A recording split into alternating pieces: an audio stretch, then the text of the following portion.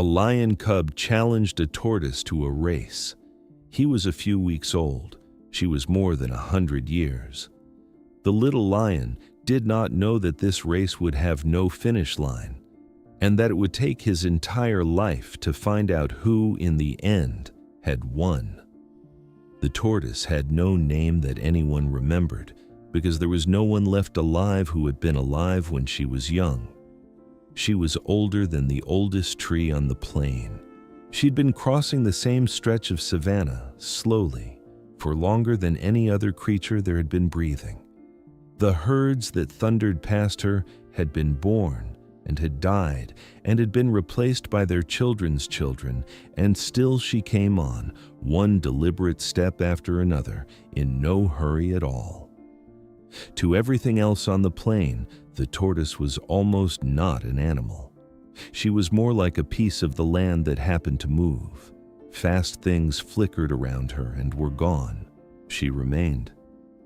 The little lion found her on a bright morning at the edge of a dry wash, where a long trail led off through the grass and did not return. Whatever had walked away down that trail had not come back for him. He was alone and small and brand new, and the world was the most exciting place that had ever existed. Everything moved. Everything was quick. And here, in the middle of all that speed, was the slowest thing he had ever seen. The little lion did not understand the tortoise at all. He bounced around her. He darted in front of her and waited and darted back. He could not fathom why anything would move so slowly when the whole shining world was right there to be chased. To a cub who was made of nothing but speed and hunger and curiosity, her slowness was almost an insult. So he did what cubs do. He challenged her. He crouched and wiggled and shot off across the grass in a blur of golden legs, and then looked back, delighted, certain he had won something. The tortoise simply kept walking. She did not race him. She did not even seem to notice she had been challenged. She placed one foot in front of the other, in the same direction she had been going for 100 years, and the little lion's victory meant nothing to her at all, because she was not running the kind of race he thought she was. And somehow, that was the beginning of everything. Because the little lion stayed. He had no one else, and the tortoise was going somewhere, slowly, and a creature that is going somewhere is a kind of companion. So he fell into step beside her, which, for a cub, meant racing ahead, exploring, tumbling back, circling, and racing ahead again, covering 10 times the distance she did, and arriving at exactly the same place. The days became a strange and gentle rhythm. The little lion lived at the speed of a lion, fast and frantic and full. The tortoise lived at the speed of a tortoise, which is to say at the speed of the seasons, the speed of the stars. And between them, against all sense, something grew. The tortoise shared what she had. Where the little lion saw only the next exciting thing, she knew where the soft fruit fell, where the shade held longest, where the water gathered after rain. She had learned the whole map of that country by crossing it 10,000 times. She fed him in her slow way, simply by knowing where everything was. And she kept him, without ever rushing, without ever fretting, with the deep, unhurried calm of something that had seen every danger pass and every storm end and every fast and frightening thing burn itself out and disappear. The little lion did not know it, but he was being taught the rarest thing on the plain. He was being taught how to slow down. It did not come easily. He was a lion. He wanted everything now. He was built for the explosive sprint, the sudden pounce, the world consumed in great fast gulps. But beside the tortoise, little by little, he learned to stop, to sit in the long shade and watch the grass move, to stay in a good moment instead of bolting toward the next one, to notice the morning instead of tearing through it. And here was the thing the little lion was far too young to understand, the thing only the tortoise knew, walking along beside him with her ancient, patient eyes. She walked slowly because she had learned what speed costs. She had lived so long and watched so much rush past her and vanish that she had come to understand the one truth that fast creatures almost never learn in time, that nothing good can be hurried, and that the whole point of being alive is not to reach the end of it quickly. She was not slow because she was old. She was slow because she had finally understood what everything was for. And she was giving that to a creature whose whole life she knew would be gone in the time it took her to cross a single valley, because that was the part she carried alone. A lion lives a handful of years. A tortoise like her lived through lifetimes. She had loved fast creatures before. She did not need anyone to tell her how this race ended. She knew from the first bright morning the little lion bounced around her in the grass that she would watch his entire life unfold and close inside a single chapter of her own. She loved him anyway. She had decided, somewhere in her century of slow walking, that loving something you would outlast was not a reason to love it less. It was a reason to love it more carefully. The little lion grew the way lions do, quickly. And one day he began to hear the thing on the wind that pulls every lion home, the call of the prides, the sound of his own kind, reaching into a part of him the tortoise's slow country could never reach. He was strong now and fast, and the savanna was opening in front of him, enormous and waiting. The tortoise did not try to keep him.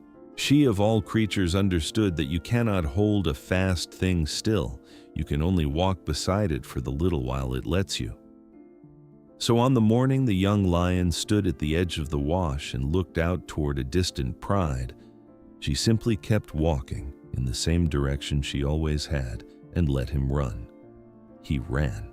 He looked back once at the slow, dark shape moving steadily through the grass, the creature who had taught him how to stop. And then the blood and the speed and the whole shining future carried him out into the plain, toward his own kind, toward the life that had been waiting in him all along. A pride took him in, and the tortoise walked on, carrying the memory of a golden cub into the long years that still stretched ahead of her. The seasons turned and turned and turned. The young lion became a great one. He ruled his stretch of the plain and led and fathered cubs of his own, and grew famous among the herds for a quality the other lions did not have: a stillness, a patience, a way of holding a good moment instead of racing through it. He hunted when he needed to, and rested without restlessness. He did not tear through his life. He tasted it. He was, the plain might have said, the least hurried lion that had ever lived, and he never once knew where he had learned it. And the years that were a whole life to him were only a few slow miles to the tortoise. She crossed her valley. She crossed it again. She watched the same stars wheel over the same grass, and somewhere out on that grass, a lion she had carried lived and ruled, and slowly, slowly grew old. Because lions grow old quickly too. The day came, many seasons later, when an old lion with a gray-streaked mane made his way back to a dry wash at the edge of the plain, moving slowly now, not because he was taught to anymore, but because his body had finally caught up to the lesson. His running days were behind him. The great speed was spent, and something had turned him back, at the end, toward the country of his very first mornings. And the tortoise was there.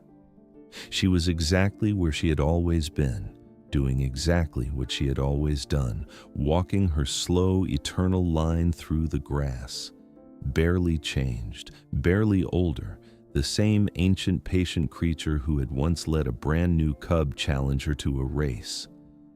A whole lion's life had passed.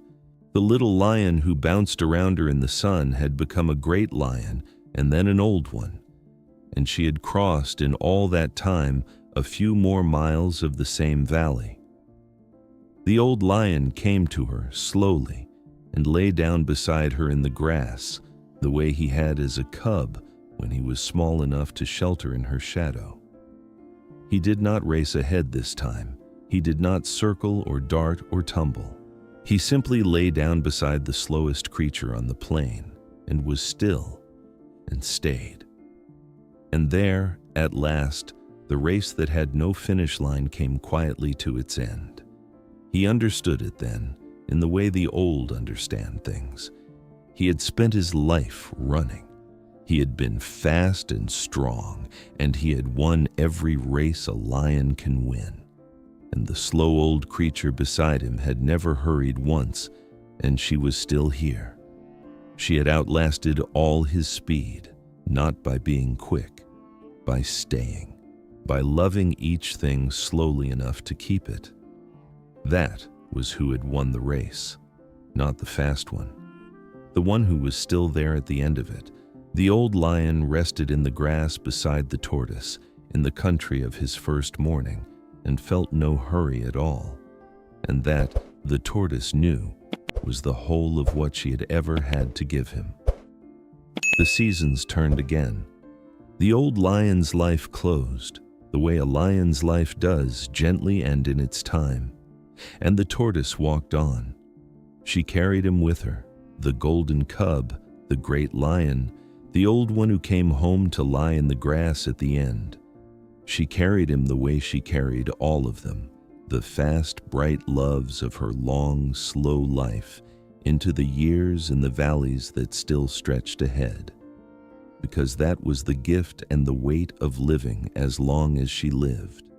She was the one who stayed. She was the place where the love did not end, because someone had to live long enough to keep it. Somewhere on that endless plain, a tortoise still crosses the same stretch of grass, slowly, in no hurry at all. She has buried 100 fast and shining lives inside her own. And she remembers everyone. The fast ones run and win and are gone. The slow one remembers. And in the end, that is the only race that was ever really being run.